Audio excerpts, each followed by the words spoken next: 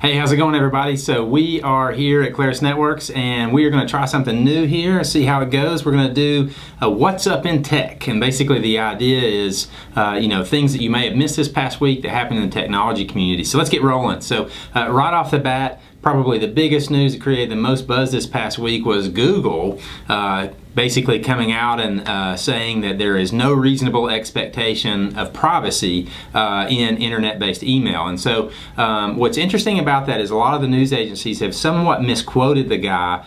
Basically, when the guy made the statement of there is no expectation of privacy, he was quoting a lawsuit that's actually been going on. It was basically the judge made this comment. So what Google's stance on this is actually that more or less you've signed our terms of services, which basically say that we have permission to go through your emails, or more appropriately, our bots, as it were, have permission to go through your email.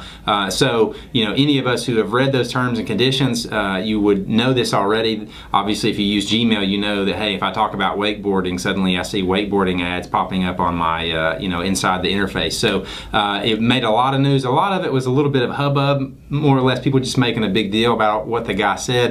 The way he said it probably was not the best, but there again, we have to be realistic. Email is not a secure platform. There's really no expectation of privacy with email. If you're using your company's email system, it's implied that they have the right to review that email. And again, Google, most all the internet-based providers like Hotmail, Gmail, they all scan our emails just so they can do advertising to us. So there it is. That's a quick hit on Gmail. All right, so the next thing we're going to talk about is Samsung has evidently resurrected the flip phone. Now, I know if you guys pay attention to my spots at all, you know that I tend to like smaller technology. So what Samsung has done is they've actually made an Android-powered flip phone. It's got a 3.3-inch screen. I would be all about this phone. This thing is super cool. It's basically when the phone is closed, you've got the Android interface on front, you open it up, you've got the Android interface again, but then you've got the old punch pad, like the old flip phone days.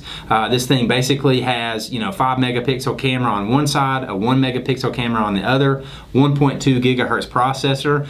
So it's an interesting device. Don't get too excited about it just yet though, because there's no news of it being available in the UK or the US. Right now you're going to have to go to Asia to get that thing, but it's definitely something worth watching out for, because as I like to say, all the phones coming out these days are phablets, a combination between a phone and a tablet. They're just humongous. So I'm excited to see Samsung doing something in the other direction, which is making smaller phones.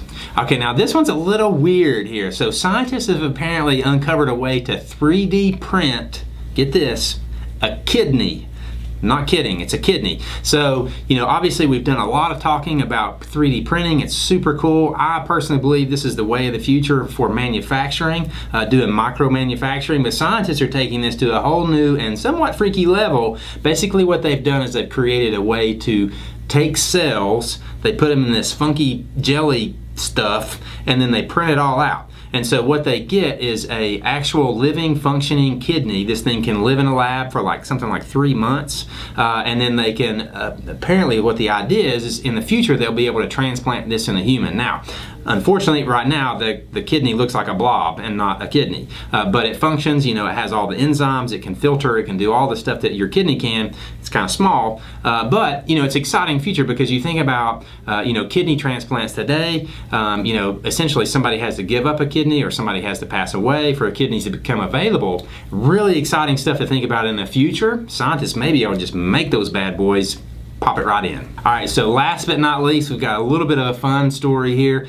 Scientists have apparently now emerged from a biodome-esque project that has been going on out in Hawaii. Essentially, scientists have been trying to study, if we sent astronauts to Mars, how could we feed them? What would that look like? So 6 scientists have actually been in this bubble that's out in a lava field in Hawaii for the past 4 months, and they've been doing these nutritional based studies. These guys came them walking out. Unfortunately, Pauly Shore was not with them, so there was no comedic relief. But what's interesting about it is that scientists are studying this, and for those of you that are space geeks, this is really cool information because, hey, you know, one day maybe we will be able to go to Mars, and this is the kind of upfront technology that they have to develop to be able to sustain life while they're traveling through space. It was kind of funny when they all walked out in their spacesuits. Obviously, they're on Earth, and they said, "We have landed. You know, the mission is now over." So that is exciting tech that you may have missed this week. We'll catch you next week, maybe, here on Claris Networks.